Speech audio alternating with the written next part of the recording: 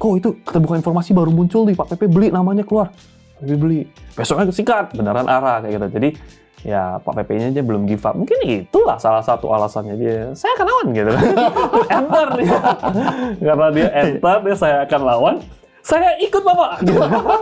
Kemarin Senin jam 9 sampai jam 10 aku fokus sell dong. Not even buying one single stock. Sell. Remora bubar apa lanjut habis nikah? Member sisa 5 bulan nih. Apakah Koheng mau tutup permanen Remora? Tanyain dong kapan ada chance Remora buka lagi ini. Ya nanya juga banyak banget bro ini. Iya.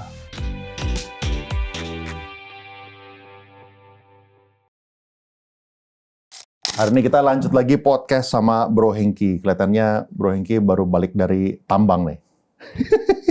Ini nanti gue share foto tambangnya. Ini Koheng ke Afrika ngapain aja kok? Om Hengki kenapa sampai Afrika? Ini South Africa kah gitu. Gue rasa teman-teman yang ngikutin Bro Heng pasti seharusnya tahu lah ya ini tambangnya tambang apa gitu. Cuman makanya ini sebenarnya lumayan menarik. Soalnya kan waktu gue pertama kali kenal Bro Heng, gue kenalnya itu di otak gue adalah trader yang sampai transaksi triliunan gitu kan. Yang nggak peduli sama fundamental perusahaan. Kok bisa sampai luangin waktu pergi ke tambang, lalu belajarnya itu tentang apa aja, itu sesuatu yang gue pengen kulik dan gue pengen tanya lebih detail lagi. Tapi buat podcast kali ini pertanyaannya banyak banget, anak-anak nge-scroll sampai nggak habis-habis. Jadi sebisa mungkin gue include pertanyaan-pertanyaannya teman-teman sebanyak-banyaknya. Ya, tapi congrats dulu dong buat wedding-nya nih. Thank you. Kita udah kenal setahun lebih nih, tapi setelah lu wedding, lu udah punya rencana belum nih? Lu apakah bakal stay di Indo, pindah ke luar negeri atau kayak gimana gitu? Pindah luar negeri sih enggak ya. Cuman mungkin kalau stay lama di luar negeri, iya. Kayak ada pembicaraan lah, kayak planning adalah kita mau tinggal di luar lama gitu. Kayak kita kan kecil nonton filmnya film US kayak gitu kan. So, I have a plan adalah tinggal lama di sana. Di US? Di US. Tapi ya tentu bukan karena mau pindah warga negara atau enggak gitu. Pengen coba gitu. Kayak kalau aku suka nonton film Friends. If you know, itu Friends mungkin nonton 10 kali ada. Itu episodenya per series itu gitu ya kan. Per itu mungkin berapa jam ya? Satu itu 12 episode. Terus aku nonton udah 10 kali ngulang terus gitu. Karena ya lucu aja satu dan suka kayak vibes. Terus kemarin mikir kayak gimana sih rasanya tinggal di luar kayak gitu. Gimana sih orang US itu gimana sih cara mereka bekerja? Apakah mereka beneran pakai jas kayak gitu? Jadi pingin ngerasain seperti gitu. Pingin summer school di luar jadi. Iya. Maksudnya tinggal di luarnya summer school? Sambil summer school. Iya. Kalau nggak boleh kalau visa turis doang lama kan. Oh nggak boleh? Oh coba ya seharusnya sih ya paling 6 bulan kayak gitu ya kan. Jadi pinginnya sambil summer school kayak gitu. Kalau kerja kan ya nggak tahu ya, maksudnya CV-nya mau tulis apa gitu. Pengennya sih sebenarnya kerja. Pengen kerja? Pengennya sih kerja. Kalau aku personally pengen S2. Emang dari kecil itu one of my dream yang belum ku achieve adalah aku pengen S2 kayak gitu. Lebih tepatnya aku pengen S2 di Sciences Po di Prancis. Karena itu jagonya adalah politik kayak gitu kan. Dan itu lulusan Emmanuel Macron gitu. Presidennya lah, banyak presiden sebelum-sebelumnya, François Hollande juga semua dari Prancis kayak gitu. Terus kenapa akhirnya milihnya US? Apakah udah pernah pergi ke US? Belum pernah pergi ke US. Nah, sebenarnya dream-nya itu adalah Eropa. Nah, tapi turns out nggak bisa kuliah, jadi mikirnya Eropa kayaknya enaknya untuk jalan aja deh. Emang di Eropa nggak bisa kuliah? Bisa. Summer school gitu nggak ada maksudnya? Ada kayak gitu. Cuman ya pilihannya. Kalau S2 pinginnya S2-nya sebenarnya kalau pinginnya di Sciences Po itu. Cuman karena kalau mikir-mikir, kayaknya summer school lebih enak itu di US. Jadi ya, tadi masih free options, belum nggak ada yang fix dan belum segala mutusin. macam. Iya, tapi ya one of my dreams adalah pengen tinggal di luar, ngerasain gimana sih ini bule-bule ini cara mikirnya, kulit putih ini mikirnya gimana sih kayak gitu kan. Cara mereka etos kerjanya, apakah mereka semilitan itu. Kenapa sih ya bikin mereka itu seorang pinter banget, yang mereka begadangnya creation, kalau kan aku hukum kan, hukum-hukum yang dibuat itu semua dari barat kayak gitu. Kenapa kayak gitu? Kenapa kita cuma hanya adopsi? Maksudnya aku pengen tahu apa yang mereka tahu yang kita nggak ada. Karena aku kuliah S1 di sini kayak gitu kan. Jadi pengen S2 di luar. Tapi S2 kayaknya kurang memungkinkan. Gara-gara komitmen ya? Terlalu lama maksudnya? Bukan komitmen, kayak nggak diterima kali ya kayak gitu. Karena kan gap year-nya jauh banget kayak gitu. CV-nya aku mau tulis apa kayak gitu. Belum coba dan harus IELTS test dan segala macam ya, butuh preparation-nya. Nah, komitmen untuk preparation-nya aku belum begitu sanggup juga dan harus nyusun tesis juga kan segala macam. Dan kan tentunya kita mau kuliah ya kuliah yang bagus. Kita kan nggak mau semua kampus yang terima aku gitu ngapain kayak gitu ya kan. Jadi mau carinya yang the best. Cari yang the best, dia belum pasti mau accept kita. Nah, itu yang menjadi tanda tanya. Makanya, kalau kayak lu mau ke Harvard segala macam, summer school kan, as long as lu bayar, masuk kayak gitu. Ya, nggak ada requirements-nya lah, gitu kan. Tapi kan nggak seribet yang S2 ini. Jadi tujuan cuma mau cari tahu aja. Soalnya kan lu ujung-ujungnya end goal-nya nggak mungkin buat kerja atau tinggal jangka panjang dong. Pengen sih, maksudnya pengen ngerasain kerja di luar, etos mereka gimana sih, kayak gitu. Karena aku juga pernah lawyering di sini 2 tahun. Kuliah 4 tahun, 3,5 tahun sama 2 tahun. Jadi aku pengen coba ngerasain ya 1 year lah kayak gitu. Apa sih yang mereka kerjain sampai mereka sibuk itu gitu, pagi sampai pagi lagi. Maksudnya apa sih yang mereka lihat gitu. Nah. Terus waktu mereka tanya, what is your expected salary? Jawabnya gimana? ya expected salary-nya ya nggak peduli lah gitu ya kan. Kita kan for the pengalaman kayak gitu. Ya intern doang lah masih oke gitu ya. Iya. Jadi pengen ngerasain hal-hal yang seperti Berarti gitu. ada possibility seorang Hengki jadi politisi? Oh, kalau misalnya juga. ambil rute itu, kayak yang ke Eropa, S2, politik. Oke, kenapa aku S1-nya hukum? Sebenarnya cita-citanya tuh politik. Kayak gitu. One of my dreams adalah politik. Karena waktu kecil, when I feel hopeless, kayak have nothing to, ya, siapa yang bisa bantu? Keluarga, ya berantakan, kayak gitu kan. Keluarga berantakan, saudara-saudara semua berantakan lah. Siapa yang bisa tolong, kayak gitu kan. Ya, I think one of the orang yang bisa tolong adalah bagian pemerintahan. Waktu itu kecilnya. Makanya aku S1 pengen hukum. Karena menurutku yang harus dibenarin itu hukum, bukan kuliah politiknya. Makanya aku S1 hukum, plannya S1 hukum, S2 master hukum, sambil politik. Plan awalnya itu seperti kayak gitu. Tapi keluarga kan ngelarang. Mereka ngelarangnya banyak hal. Makanya aku datang Jakarta itu sangat perjuangan. Ngelarang politik. Ya, karena keluarga kan dari 2000 sebelumnya. Mungkin trauma atau... Ya, aku kan baru lahir kan. Aku lahir kan 97. Kayak gitu, 97. Ya, waktu itu kan ada kasus 98.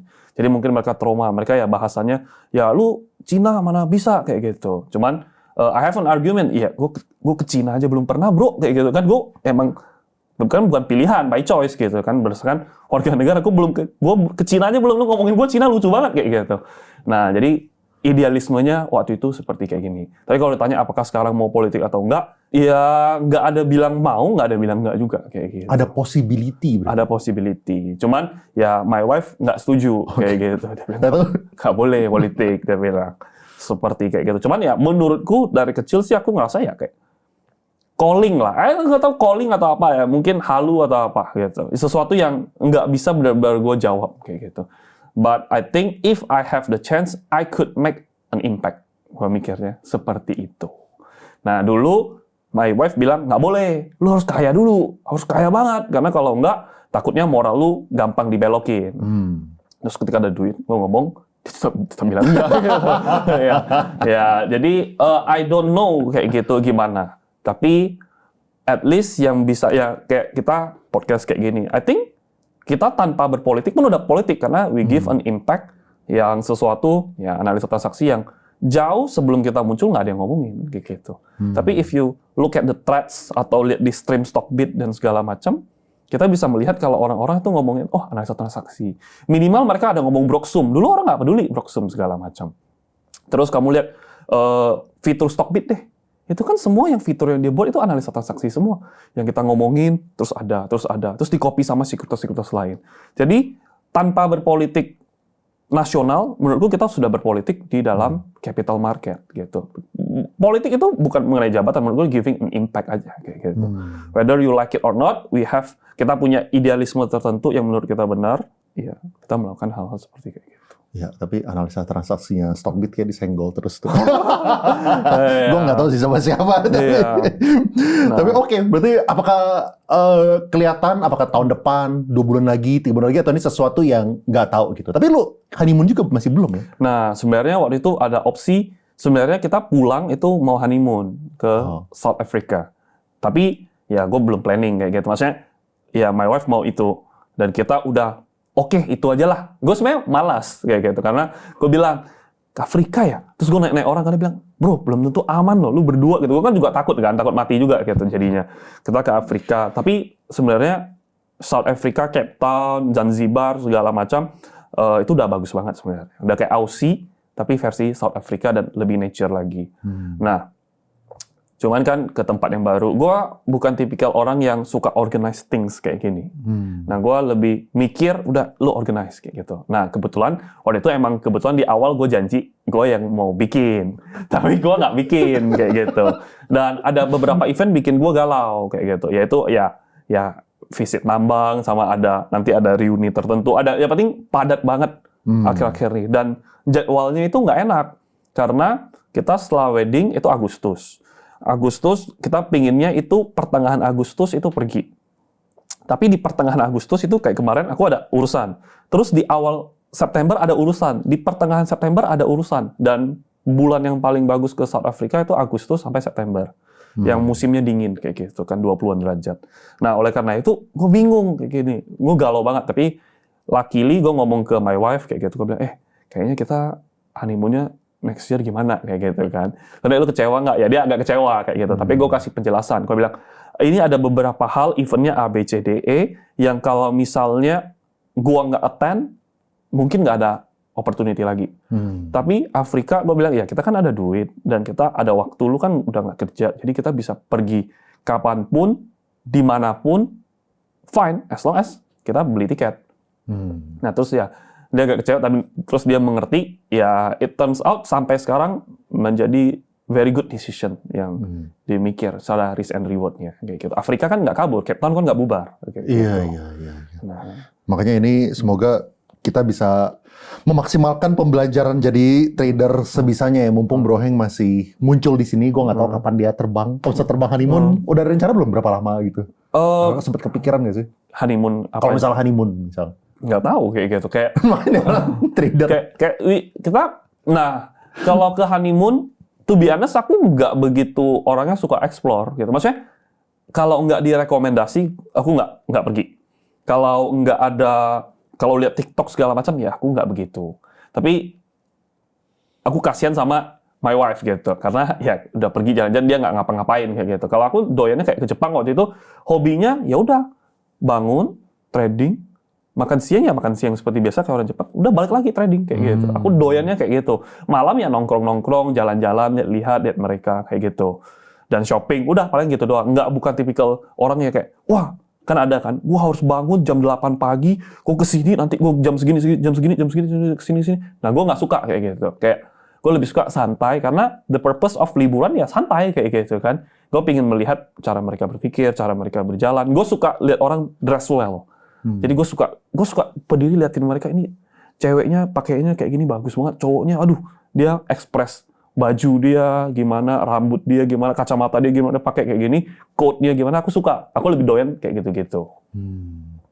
Jadi ya nggak ada waktu, jadi gue sebenarnya perginya suka lama, tapi kalau lama di sana gue suntuk juga, jadi aku juga nggak tahu, liburan kemana, maksudnya liburan ngapain segala macam, gue juga sebenarnya ya losing lah kayak gitu. Iya. Gimana losing, bro? Nggak, maksudnya losing the fun kayak gitu. Losing the fun. Tapi lu kalau misalnya honeymoon, apakah kebayang lu akan masih tetap trading? Iya, ngapain lagi kayak gitu kan. Tentu Afrika nggak tahu beda berapa jam deh, tapi ya seharusnya sambil trading kayak gitu ya. Mungkin sometimes dari laptop, sometimes dari HP kayak gitu. Karena orang mau bilang, wah workaholic atau apa. Aku nggak ngerasa itu workaholic gitu, karena I just simply love it gitu. Without laptop, without markets gitu ya kan, ya feel empty aja kayak gitu. Part of my life, ya hidupku ya I spend most of my time adalah ya kalau nggak alone, laptop ya sama my wife, 3 itu doang kan yang paling penting. Jadi ya kalau nggak ada itu hilang sepertiga kayak gitu. Ya kalau hilang gue sendiri kan nggak mungkin, artinya gue mati dong. Jadi hilang setengah. Terus kalau misalnya summer school, apakah masih akan trading? Nah, summer school kenapa pilih US juga? Karena beda flip jam. Gila bro, gimana cara hidupnya gitu? Justru itu senangnya. Nah, aku gimana ya? Agak kadang suka kesel sama diri sendiri kayak gitu. Kayak emang penting tidur 8 jam. Cuman kadang tidur 8 jam, aku bangun bisa kesel sendiri, kayak gitu. Sampai sekarang, kayak, you have many things to explore, kayak gitu. Walaupun kalau kurang tidur, gue kelengan, gitu. Gue orangnya nggak bisa kurang tidur, jadi 6 jam sampai 8 jam. Jadi biasa gue mentokin 6 jam atau 7 jam lah, kayak gitu. Tapi kadang 8 jam, kadang bablas kan. Nah, karena gue bangun, ngapain ya? Udah nggak ada kerjaan gitu kan, kayak, ya yang gue mau so far, sekarang yang gue mau achieve, ya gue udah achieve, kayak gitu kan. Terus gue ngapain lagi, ya udahlah gue balik tidur lagi, karena bisa tidur 12 jam. Dan gue kuat banget tidur orangnya gitu kan. Bangun, benar-benar pipis, tidur lagi. Minum kopi, tidur juga nggak masalah kayak gitu. Malam-malam minum kopi, aku minum, aku tidur kayak gitu kan. Jadi ya seperti gitu, gue pingin ada, apa ya sebutannya? Apa sebutannya? Pingin ada drive-nya lah kayak gitu kan. Pingin ada something yang gue mau kejar. Kayak gitu. Kalau yang not taking things for granted. Kalau misalnya summer school, ya mungkin nggak semilitan orang master gitu. Tapi kan kita bisa baca buku apalah, ini apalah. Maksudnya gue orangnya suka ada garis lurus guidance. Ini loh boleh, ini nggak boleh. Ini arahnya ke sini kayak gitu. Kalau lu kasih gue terlalu open, gue bingung. Nah, gue terlalu cari-cari, gue juga bingung kayak gitu. Tapi ya, apa sih yang lu cari next-nya gitu? Gue nggak tahu. To be honest, gue nggak tahu apa yang gue cari. Makanya gue mencari kayak gitu. Kalau gue tahu apa yang gue cari, gue menuju. Nah, lagi explore many things kayak gitu. Ini kayak di Javu zaman-zaman gue kecil kayak gitu. Zaman-zaman gue kecil, gue sekolah Katolik. Keluarga gue Buddha, setengah Kristen. Nah, terus gue lihat orang religius kayak ada apa-apa, aduh Tuhan tolong. Terus kalau nggak berdoa, terus ada yang Muslim rajin banget sholatnya gitu kan. Terus aku naik ke mamaku, "Mah, aku mau punya agama dong." Gue nggak mau apa ya? Mak gue bilang, terserah lu kayak gitu. Mak aja nggak gitu beragama, Buddha dong KTP. Terus aku bingung. Aku datanglah ke Kristen. Aku naik abangku bilang dia yang terbaik. Terus sekolahku Katolik ngajarin Katolik yang terbaik kayak gitu kan. Jadinya aku bertahun dari SD kelas 1 sampai SMA itu ganti-ganti agama terus. Kecil Buddha, pindah ke Kristen, pindah ke Katolik, pindah ke Kristen, pindah lagi Buddha, pindah lagi Kristen. Dan funny thing-nya gitu ya kan, Kristen, Katolik, Buddha gue udah baptis semua loh. Semua gue baptis. Kecuali Muslim. Muslim gue juga bilang, ajakin gue dong, gue mau ke sholat segala macam. Dia bilang, lu serius atau enggak? Teman gue bilang, kalau lu nggak serius gue yang dosa kayak gitu kan. Nggak boleh. Gue bilang, ya gue lagi mencari sih. Tapi orangnya jadi nggak berani untuk ngajakin. Jadi ya the only yang belum itu Muslim. Jadi tiga-tiganya gue udah baptis kayak gitu. Ya ini mencari kayak jati diri. Iya, mencari diri sama kayak sekarang kayak gitu. Ya kayak achieve certain things ya. Gue nggak tahu ngapain. Kayak beberapa hari ini setelah dari honeymoon, setelah dari wedding, nggak ada urusan lain lagi, ya gue jam 8 udah bisa tidur. Jam 8 gue udah baring. Bagi kebanyakan orang tuh nikmat kayak gitu kan. Tapi gue nggak tahu ngapain. Ujung-ujungnya apa? Ya bolak-balik, scroll TikTok, terus jam 12, jam 1 baru bisa tidur lagi. Kayak gitu. Jadi emang udah set time tidurnya jam segitu. Dan I have so many things to do untuk nggak tahu ngapain. Bilang mau olahraga, gue setiap hari sekarang olahraga. Jam 4 market tank gue olahraga sampai jam 6. Jam 5.30 lah udah selesai. Gym ya gitu jam 6. Ya olahraga apapun lah, golf, gym atau apapun. Tapi nggak capek gitu. Maksudnya capek tapi tidurnya tetap jam 1. Mau gimana pun tidurnya tetap jam 1. Nah, itu yang tanda tanya. Yang gue mau feel waktu yang seperti kayak gitu. Karena sangat sayang kan. Kan yang hidup bar kan ada banyak energi, time, money. Nah, tiga-tiganya full tapi nggak dimanfaatkan menurutku sangat sayang gitu. Nggak ada yang lebih sedih dari wasted talent menurutku. Bukan udah memanfaatkan di market tank gitu langsung. Oh iya, setelah itu ngapain lagi? Gue analisa lagi kan, tapi udah selesai analisa, ngapain lagi? Nah itu pingin aku cari sesuatu yang lain. Podcast.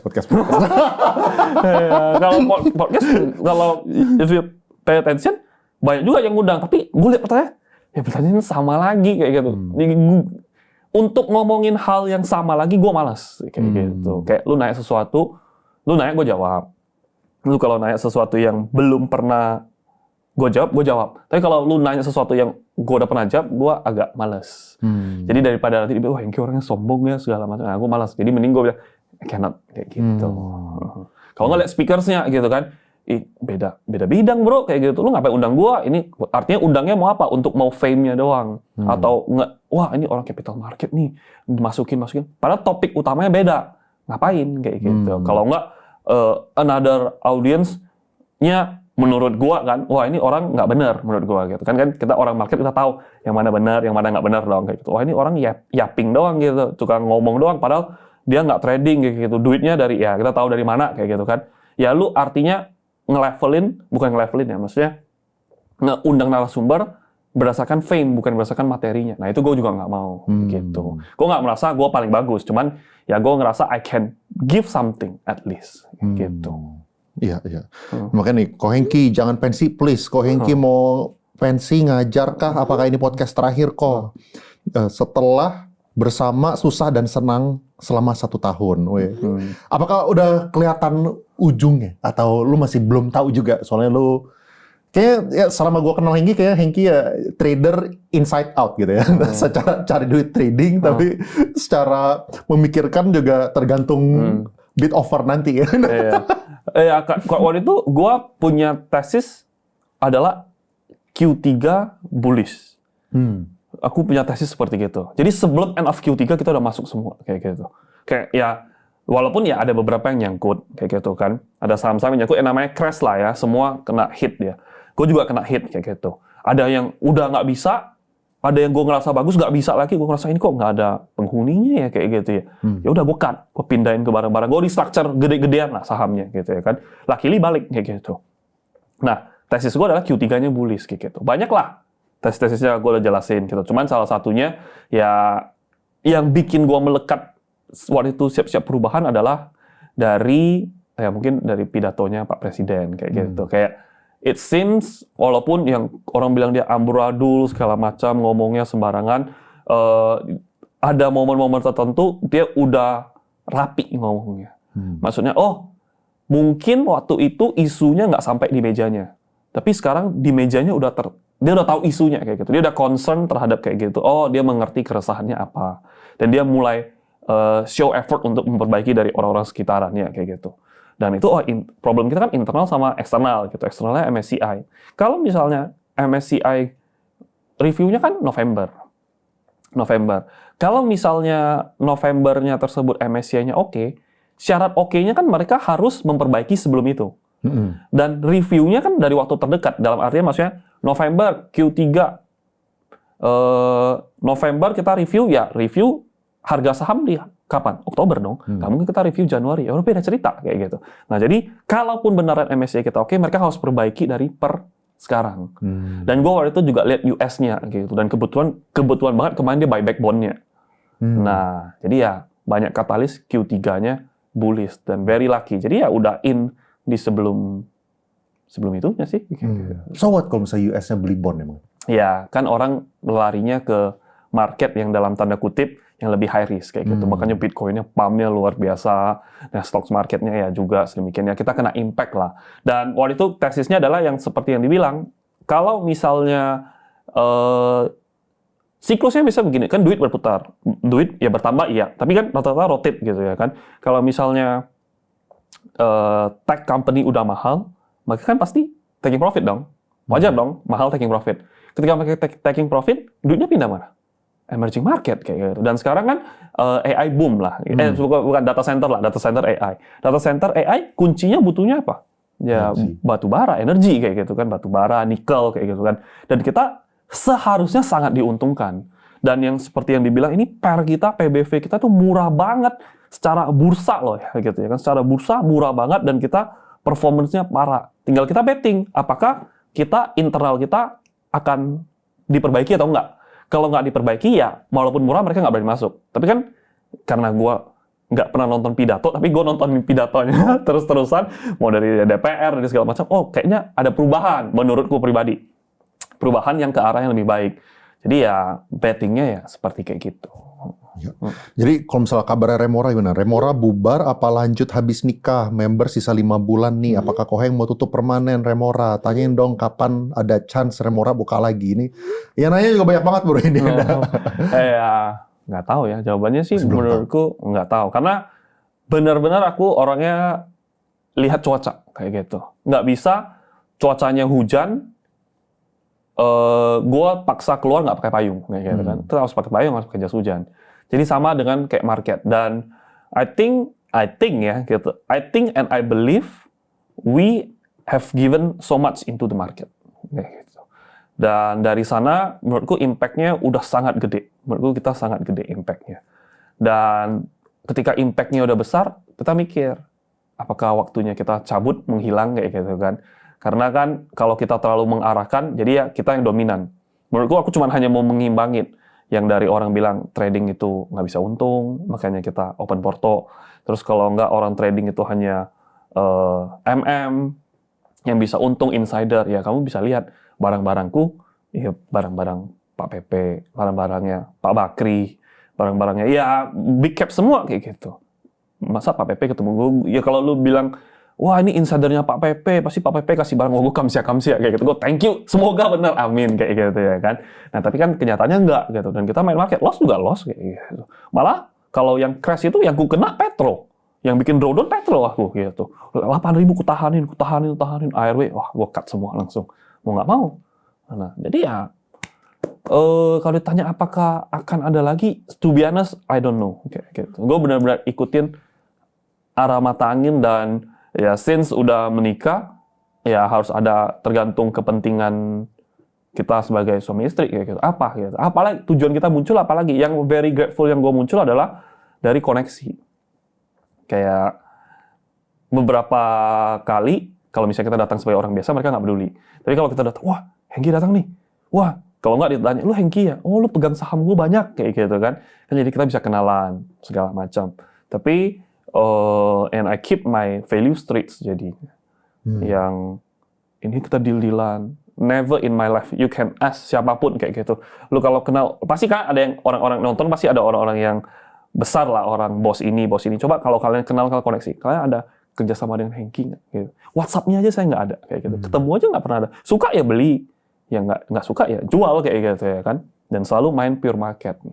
Nah, tapi untuk koneksi ke sananya banyak akses jadinya, dari nama, dari beli, dari orang kenalin, mau nggak aku kenalin ke ini. Aku juga sering nggak tahu nongkrong duduk kan, dinyamperin, lo Hengki ya, oh gue pemiliknya ini, lo pernah ngomongin ini, dilurusin, ditambahin ilmu-ilmu. Itu yang menurutku not amount of money yang bisa kita dapatkan kayak gitu. Jadi ya kalau misalnya goalnya itu udah tercapai, menurut gue sih udah tercapai kayak gitu kan. Tapi very niche ya, sorry. Karena jam market. Seharusnya 13.25. Iya. Seharusnya ini hari Selasa, by the way. Selasa daripada dia tidur kan katanya kan podcast. 13.25 seharusnya bangun 5 menit lagi open. Biasa kayak gitu. Oh, lu jam siang tidur? Enggak tidur sih ya. Maksudnya rest otakku. Aku sambil matiin semua alarm. Jadi ya kurang lebih ya seperti itu. Ya, apakah juga ini lu takut bukanya gara-gara siapa tahu lu pengen summer school, nanti takutnya ada yang gitu-gitunya juga kali ya? Iya, responsibility lah gitu kan. Kalau misalnya, kalau I'm fine trading sendiri kayak gitu kan, more than enough kayak gitu. Ya nanti kan kita open porto ya dari 5M bisa jadi berapa kan, you can see dari perjalanan 1 tahun. Dan kalau misalnya, I don't think it's fair and it's ethical untuk kita misalnya ada kewajiban ngajar, tapi kita nggak bisa memberikan yang all out kayak gitu. Misalnya, ya menurut gue nggak ethical aja lah kayak gitu. Karena untuk money, it's a responsibility kayak gitu. Seperti gitu. Terus kan suatu saat nanti ya, ini if ya, gue sih berharap sih jangan. Tapi kita ngomongin if. Kalau suatu saat kalau misalnya lu udah retire gitu kan, ada possibility someone else yang berusaha untuk menggantikan posisi untuk mengedukasi dari trading atau apapun gitu kan. Apa sih lu punya tips buat orang-orang, gimana caranya orang umum, orang awam itu bisa membedakan mana yang actually beneran make it dari saham dan yang tidak gitu.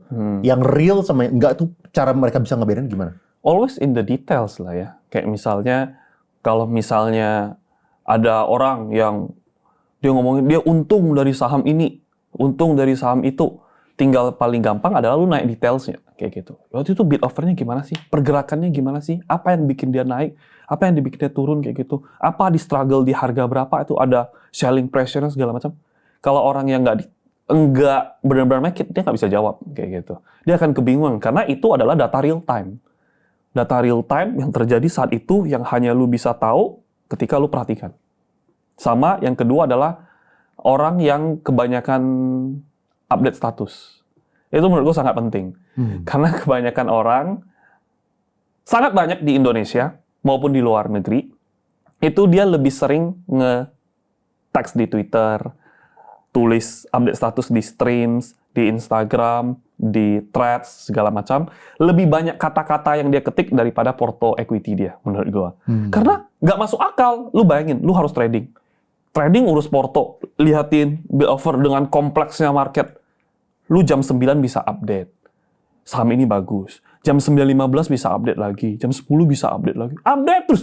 Ini orang kebanyakan trading atau update? Nah kan itu sesuatu hal yang harus kita pertanyakan kayak gitu. Terus kemudian if you are saying you are that good kayak gitu ya menurutku untuk equity berapa dan segala macam itu relatif. Cuman as long as you can pertahankan tesismu and you put your money di mana mulut lu ngomong. Nah itu menurutku yang penting. Dan integritas lah, orang ngomongnya apakah dua arah atau enggak. Dua arah maksudnya hari ini gue ngomong IHSG seharusnya naik segala macam. Besoknya gue ngomong IHSG seharusnya turun. Tapi kalau misalnya maksudnya dia ngomong dua sisi itu bukan untuk ngebantah kayak bisa dong. Ini seharusnya naik. Tiba-tiba bilang, "Oh, kayaknya ada makro tertentu seharusnya turun deh." Nah, itu kan karena ada circumstances tertentu lu belok, lu pivot. Tapi ada yang orang ngomong ini naik karena ini. Tiba-tiba dia ngomong ini turun karena ini. Nggak ngebantah. Tapi emang dua argumen positif negatif pro cons ditaruh.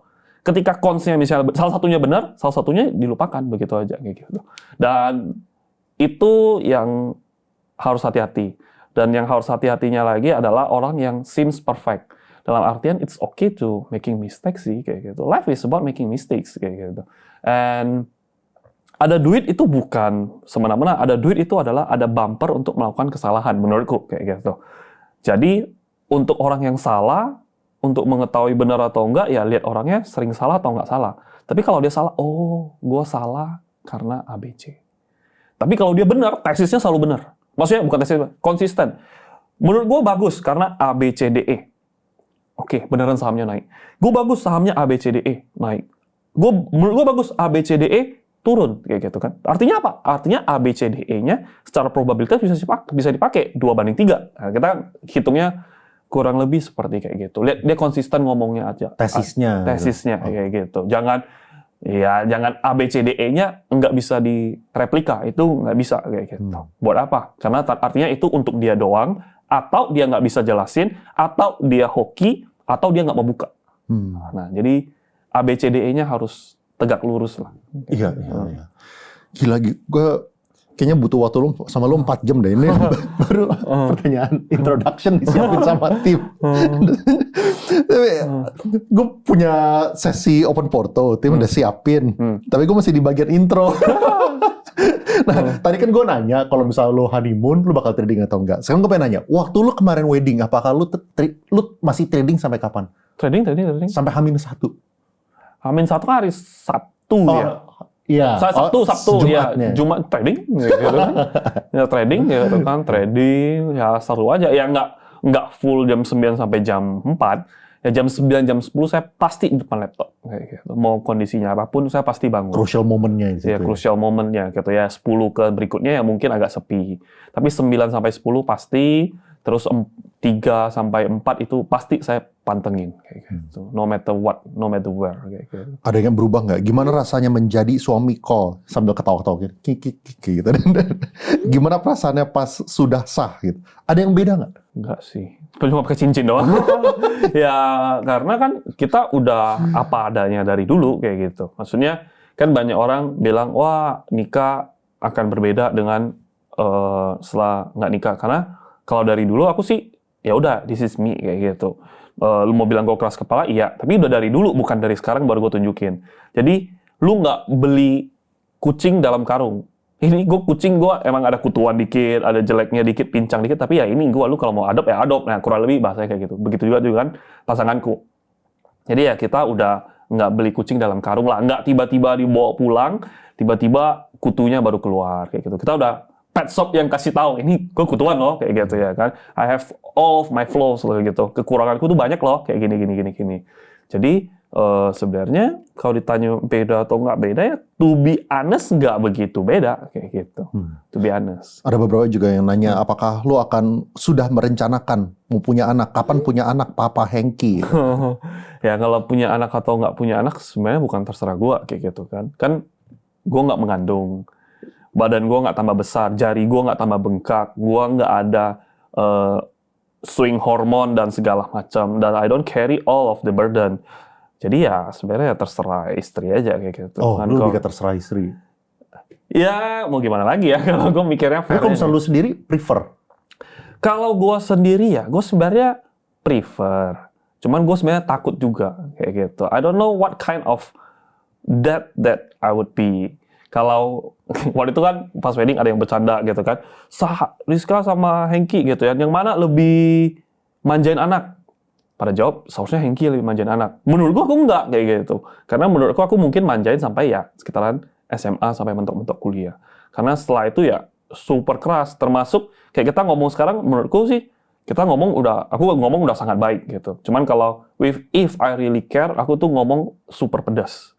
Termasuk ke keluarga aku terkait trading kayak gitu. Kayak ya sorry to say ya tolol goblok itu udah bahasa sehari-hari yang mereka makan. Karena menurutku dari pengalaman pribadi, manusia itu bisa berubah karena dua hal. Satu, karena fully sadar. Kedua, karena sakit hati. Fully sadar gue nggak bisa kontrol. Yang bisa gue attack adalah sakit hati. Jadi gue kata-katain terus kayak gitu. Benar-benar gue kata-katain terus. Tapi one thing kalau mereka bisa mikir adalah gue ngajarin, gue katain nggak ada untung buat gue. Apalagi gue katain kakak gue kayak gitu kan. Kayak gue bilang, ih lu bego banget sih kayak gitu. Nggak ada untungnya buat gue. Untungnya buat gue apa? Untung masuk duit ke dia.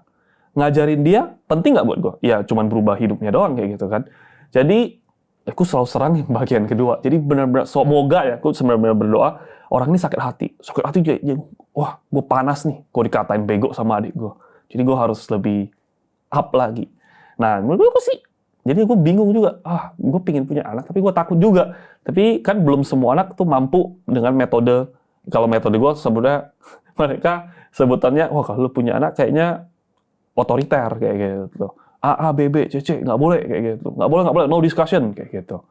Nah, jadi gue nggak tahu itu cocok untuk anak zaman sekarang atau nanti my future kids gitu. I don't know kayak gitu.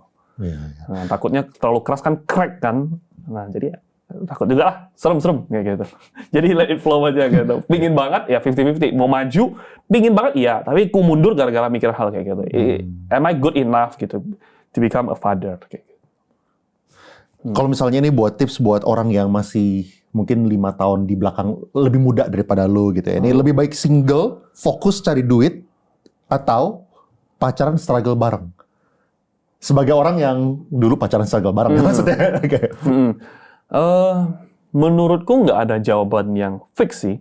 Cuman kalau yang benar adalah ya kita harus ada values lah. Know what to do. Jadi ibaratkan sukses itu misalnya ada duit lah. Kita ngomong indikator in this case adalah duit kayak gitu. In this case kalau indikator ada duitnya, belum ada duit tapi you have a visionary. Kalau lu have a vision yang fix, lu tahu lu mau ngapain untuk mendapatkan duit tersebut. Nah, let's say about that kayak gitu.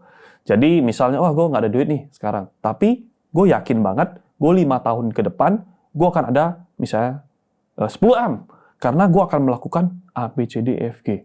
Metode gue udah ada, A, B, C, D, E. Nah, capital gue untuk grow sampai itu butuh bertahap. Karena kan gue bukan orang privilege. Menurutku kayak gitu. Dan yang paling penting menurutku sih karakter ya. Menurutku yang dari 5 tahun sebelumnya mau struggle bareng atau sendiri, yaitu punya karakter. Maksudnya apa? Fighting spirit-nya maksudnya? Fighting spirit kayak gitu. Nah, losing fighting spirit itu sulit untuk dapat balik. Nah, dan di konteks di sini, betul, dunia itu dihitung paling gampang itu dari tolak ukurnya duit. Which is very sad, menurutku, which is very sad. Ada orang kaya secara uang, ada orang kaya secara hati. Jadi, kaya secara hati itu nggak bisa dinilai, yaitu hubungan vertikal antara kita pribadi dengan yang atas. Oleh karena itu, sebelum kaya tentang uang, menurutku kaya tentang kepribadian itu jauh lebih berharga daripada semuanya. Karena kalau lu punya ada duit, misalnya kita nanya deh, kalau misalnya sama my wife sekarang gitu, coba aku nanya dia, kalau misalnya dulu gue ada duit, terus gue nakal orangnya. Gue tukang mabok, gue tukang main cewek, gue tukang ini, lu mau nggak? Jawabannya kan pasti nggak mau kayak gitu. Tapi kalau kita balik lagi, kalau misalnya ini point of view doang ya gitu ya kan. Kalau misalnya orang nanya, kalau nggak ada duit, tapi orangnya benar, lurus, kerja keras dari jam 9 pagi sampai subuh tiap hari kayak gitu. Tapi dia nggak aneh-aneh, mau nggak kayak gitu? Ya most of all orang mau. Makanya banyak orang konglo nikah sama orang yang biasa. Kenapa? Karena kan value kayak gitu. Nah menurutku pribadi, jadi kaya akan karakter itu hal yang sangat penting. Wisdom lah itu penting. Berarti kalau misalnya lu punya anak cewek one day, habis itu si pacarnya ini masih lagi berjuang, duitnya belum ada, lu lihatnya dari sisi karakternya? Dari sisi karakternya kayak gitu. Kayak I will be very happy to help lah. Karena kan secara ngebantu misalnya calon kayak gitu kan. Calon apa sebetulnya? Sebetulnya apa? Pacar sih masih apa ya? Ya calon pacar lah, anak gua. Ya, pacar anak gua gitu kan. Kalau misalnya gua bantu dia, kalau misalnya dia jadi, misalnya dia nikah sama anak gua, kan bagus juga anak gua. Kalaupun dia nggak jadi ya it's fine kayak gitu. Rugi lu apa kayak gitu. Ya gua selalu mikirnya selalu risk and reward-nya. Kalau orang bilang, wah suci banget lu bantu. Bukan, gue mikirin risk and reward-nya. Risk-nya gue apa kayak gitu kan. I have no risk kayak gitu. Nah itu poin yang menurut gue. Nah, gue butuh kasih sedikit konteks buat teman-teman. Artinya kata-kata Bro Hengki no risk ini apa? Jadi kan apa namanya? Gue kebetulan ketemu sama salah satu temennya Bro Hengki gitu kan. Habis ternyata orang ini yang dibantu sama Hengki. Bantunya adalah diinvest. tapi definisi investasinya Bro Hengki ini sedikit berbeda dengan definisi investasi orang lain. Kalau misalnya orang lain yang namanya investasi, misalnya gue investasi di restoran gitu misalnya, gue nunggu tahun depan gue masukin 1M jadi berapa, apakah jadi 200 juta kan misalnya 5 tahun balik modalnya gitu kan. Kalau misalnya Bro Hengki, kalau misalnya untung balikin pokok, kalau misalnya rugi it's okay gitu. Ya. Nah ini buat orang apa ya? Bukan keluarga itu kan? Bukan keluarga. Nah jadi kalau misalnya pacar anak kayak gimana bantunya? Dia punya, maksud dia no risk itu maksudnya itu hilang 1M gitu. Maksudnya no risk. Karena selalu kalau melihat orang-orang yang aku invest itu investnya definisi Hengki maksudnya. Jadi ya orang yang ya kita samain kamus yang ku kasih. Oke. Karena aku melihat orang ini mengalami hal yang sama yang dulu aku ngalamin. Which is, to me personally, itu sangat painful. Sangat painful, lu ketika nggak ada duit, lu nggak dipandang, lu dihina, keluarga nggak oke, keuangan nggak oke, secara pribadi juga tanda tanya, hidup juga nggak ada arti kayak gitu. Jadi aku sangat pity terhadap orang-orang seperti kayak gitu. Cuman kita nggak bisa kasihanin orang-orang seperti itu kalau misalnya dia nggak ada fighting spirit. Nah, karena aku melihat orangnya ada fighting spirit, ya aku sebenarnya giving golden ticket ke dia adalah, nih lu mau shortcut nggak nih? Tapi lu harus kerja keras kayak gitu. Nah, jadi shortcutnya kan aku berapa tahun ya? Lama lah, aku kerja 2 tahun, 6 tahun, 8 tahun total. Lawyering 2 tahun, terus kan aku dari independen dari kuliah 3,5 tahun, 5,5 tahun. Capital market 6 tahun, jadi 11,5 tahun. Aku pengen tawarin shortcut kayak gitu. Kayak, ini ada jalur lebih gampang, lu nggak perlu gitu painful. Nah, makanya aku kasih orang-orang seperti kayak gitu. Udah berapa orang sih yang lu invest? Total ya. Kalau termasuk yang waktu itu ada yang ku kasih di Hyperliquid. Jadi kalau total mungkin 6 orang ku kasih. 6M? Gitu. Ya, nggak semua 1M. Ada yang ku kasih 500, ada yang ku kasih 1M, kayak gitu. Jadi total ya segitulah. Nggak sampai 6M gitu. 6 karena aku remember ada yang gue kasih gopek kayak gitu. Jadi aja bro, gila. Nah, believe ya 6M gede bener. Cuman kan kita mikirnya ya 6M dari equity kita berapa? Betul. Kalau kita punya 10M kita kasih 6M ya kita babak belur dong kayak gitu. Jadi ya kasihnya ya kita nganggap duit hilang kayak gitu. Benar-benar duit. Anggap aja cut loss di market kalaupun hilang. Tapi masa orang yang kita invest, masa lu segoblok itu rugi 100%? Lu main apa? Lu main forex? Lu full margin? Kan nggak mungkin kayak gitu kan. Masa lu nggak sebodoh itu lah. Nah jadi ya gue ada hitungan risk and reward-nya lah. Risk-nya ya mentok-mentok deh lu parah banget lu minus 500 juta. Minus 50%. Ya udah gue kalah 3M. 3M cari lagi aja di market kayak gitu kan. Terus rewardnya apa kalau misalnya mereka cuan? Gak ada. Ya rewardnya happy lah, happy. Iya, rewardnya ya gue ngerasa happy kayak gitu. Kan gue bukan tipikal orang yang lu bangun sekolah dan segala macam. Gue bukan tipikal seperti kayak gitu. Gue lebih tipikal ya gue involve terhadap satu kehidupan orang, dan kalau misalnya bener entire generation-nya berubah kayak gitu. Kayak misalnya aku invest ke satu orang. Orangnya berhasil make it. Dia ada duit, dia ada karakter. Artinya apa? Dia nanti kalau nikah, punya dong yang itu. Kehidupannya lebih enak. Anaknya mungkin lebih enak. Terus kalau dia kan anak orang tuanya hidupnya lebih enak. Dia punya kakak adik hidupnya lebih enak. Jadi aku main sport kecil, tapi benar-benar gede aja kayak gitu. Yang lu invest itu rata-rata waktu mereka lagi trade atau sebelum lu ya invest lah ya, 500 juta, 1M. Equity mereka rata-rata berapa? Equity mereka kecil, 100 juta, 50 juta. Kadang yang nggak ada duit, yang bangkrut, kayak gitu. Ya aku invest hal-hal yang seperti kayak gitu. Apakah menurut lu orang yang mendapatkan uang yang sudden jump itu kan bisa dapat 10x-nya, 20x-nya gitu kan? Apakah mereka bisa tetap stay psikologinya waktu mereka trading itu tetap disiplin gitu? They have to. Nah, kalau enggak ya selesai kayak gitu. Kayak gue bilang ke mereka, gue invest lu duit, menurut gue pribadi 1M mungkin bagi lu gede, gue bilang gitu. Tapi in real world it means nothing loh, gue bilang gitu. But if you lose my trust, gue bilang menurut gue itu cost-nya lebih gede. Karena gue cukup yakin banyak orang yang jauh lebih kaya dari gue. Tapi orang yang mau bantu lu very rare loh, gue bilang kayak gitu. Dan kalau misalnya lu berhasil, pasti kan ya gue kan udah ada koneksi kayak gitu. Gue akan kenalin orang-orang dan lu tahu gimana sih cara orang yang high class kayak gitu itu berpikir dan segala macam. Dan itu will help you a lot. Jadi itu hal yang menurutku jangan hilang. Itu ya trust-nya lah kayak gitu. Terus setelah sekarang lu berkeluarga ya, apakah lu kepikiran untuk menjadi sedikit lebih konservatif ke depannya? Misal lu naikin porto yang apanya, soalnya sekarang lu udah berkeluarga, lu punya anak, lu kepikiran gak sih apakah ada possibility itu? Enggak. Malah lucu. Nih, waktu setelah nikah gitu kan, mau kan idealnya beli rumah segala macam. Gue nggak gitu suka rumah ya gitu ya, kayak terikat gitu. Terikat gue nggak gitu suka, gitu harus dijagain. Kayak kita cari rumah kemarin lihat-lihat ukurannya 700 meter. 700 meter rumah. 700 meter tanah gitu kan, belum bangunan gitu. Terus kita mikir, kita tinggal berdua. 700 ada 3-4 kamar, ngapain? Terus ada mbaknya mungkin 3. Security 2. Mereka berlima lawan kita berdua, mati kita. Nah, terus gue bingung juga gitu kan. Jadi rumah maju mundur. Second optionnya apartemen kayak gitu kan. Lihatlah topnya ya St. Regis kayak gitu kan. Yang kalau nggak kedua ya Regent kan bisa gede, bisa di otak-atik semuanya. Terus mikir kalau beli apartemen sekarang maju mundur juga. Lokasinya lah, ininya lah. Jadi maju mundur, semua maju mundur. Dan ada funny thing-nya adalah aku ngomong ke istri.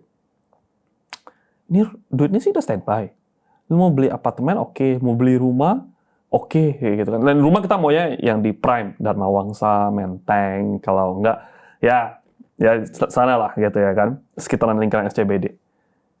Kita bingung sih. Gua ada tesis, gue bilang kayak gini. Apa? Gue jelasin lah emiten tertentu gitu kan. Dar. Gue sih nggak pingin beli rumah, gue galau, gue nggak mau ngurus, tuh mau ngurus gak? Dia juga nggak gitu mau, kayak gitu, ribet kayak gitu. Gue beliin boleh nggak barangnya? Terus dia oke, tesis lu apa? Gue jelasin semua. Secara finance, secara struktur, secara plan, secara ini. Nah, dijawabnya apa? Kayak gitu. Dijawabnya, ya I believe in you, kayak gitu. Oh, gue sikat barangnya gitu.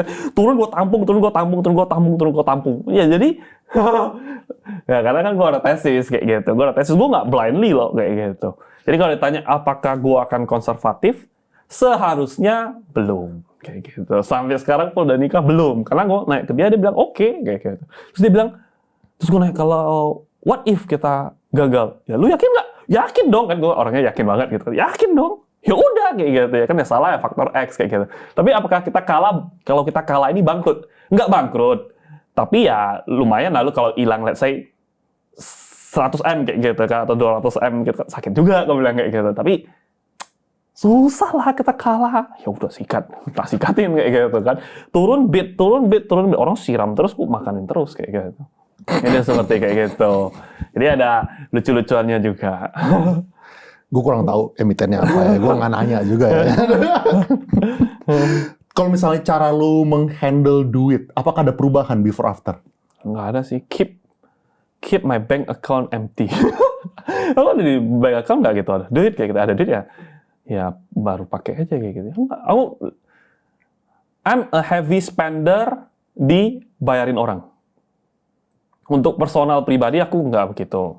Shopping ya kalau lagi jalan-jalan doang. Tapi ya kalau beli barang emang menurutku sih kalau aku beli barang selalu mentok kayak gitu. Tapi kalau misalnya bayarin orang makan kan sekali makan bayarin kan kerasa juga. Jadi ya gue spendingnya nggak banyak. Untuk secara personal gue pribadi gue suka nasi padang, gue suka ayam penyet, gue suka hokben, egg roll-nya kayak gitu. Jadi ya untuk gue pribadi sih sangat nggak banyak hal-hal yang gue spending. Jadi kalau secara jawabannya yang nggak ada kayak gitu. Kalau punya anak, mau umur berapa ajarin saham? Nggak ada yang bilang mau ajarin dia saham sih. Menurutku ya terserah dia mau jadi apapun. Dia mau saham, bagus. Dia nggak mau saham, nggak apa-apa kayak gitu. Kayak menurutku pribadi, anak itu kayak panah busur. Jadi ini aku diajarin bos lamaku kayak gitu. Bos law firm gitu. Anak itu kayak panah busur gitu. Kita ngarahin, pas kita lepas dia mau kemana suka hati dia kayak gitu. Yaitu pas lepas adalah pas dia momen graduate.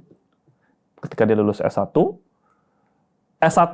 sampai SMA lu kasih dia semua provide yang dia mau dalam konteks edukasi. Gue mau les piano, cari guru piano yang paling bagus di mana lu terbangin. Kan mereka kan ngajar kan, jadi bisa. Gue mau belajar basket, gue nggak mau akademi. Akademi sih seharusnya nggak boleh ditinggalin ya. Tapi misalnya gue mau belajar basket, oke.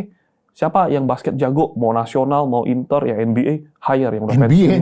Ya kalau dia mau kayak gitu kan. Kalau dia beneran mau kayak, dan kita lihat tentu ada potensi. Enggak, lu baru dribble, gue langsung panggil orang NBA, enggak kayak gitu. Tiba-tiba LeBron James terbang, gitu kan. Gue minta tanda tangannya sih. Gue mampir bro, mana kompleks rumah lu? Gue ikut latihan, gue body anak gue. Nah, jadi hal-hal yang seperti gitu lah. Ada talent, misalnya, wah dia main basket, pasti kita ada teman dong. Lu coba lihat dia basket gimana? Oh bagus nih, ada talent nih. Bener nggak lu? Baru kita hire yang terbaik. Sampai itu SMA. Kuliah udah, lu harus mulai kerja. Setelah kuliah putus, dia nothing. Kayak gitu. Zero amount of money. Kayak gitu. Zero dong, harus zero dong. Karena what's the fun kalau lu udah langsung dikasih cheat kayak gitu.